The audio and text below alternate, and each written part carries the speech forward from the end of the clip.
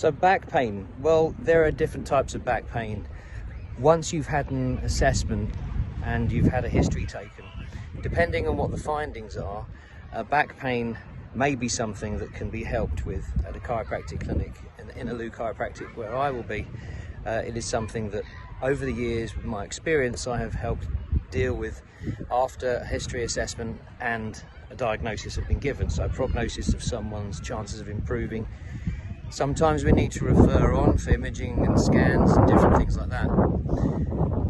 So with, broadly speaking, back pain, if someone says they have sciatica, well, there are different types. So sciatica below the back that travels down a couple of millimeters to all the way down into the foot, and it can be associated with signs and symptoms of numbness, tingling, weakness.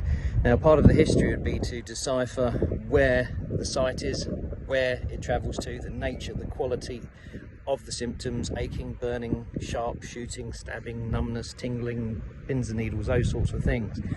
We would go then into an assessment. An assessment would be to help us look at things like the straight leg raise and reflex testing, strength testing, muscle testing, and other orthopedic neurological evaluations.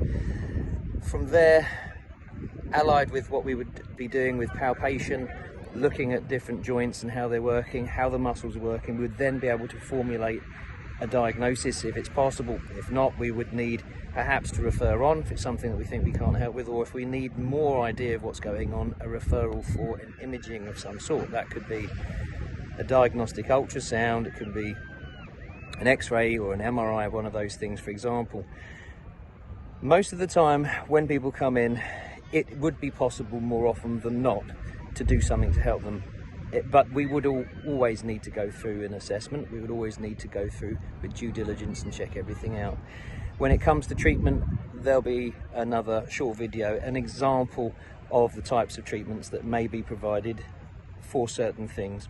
And the videos that I provide are there in the day and age that we live in, with modern technology, with social media and all of these things, as a general outline of information that may be useful in helping people before they go to seek a chiropractor about perhaps what chiropractic would include, what they would expect when they see if they've never been. So the information, for example, in this video that I've given is not stringent in any way. What it is an outline to help people understand, if they've never been, what sort of things a chiropractor would do if they were going to go in for an assessment.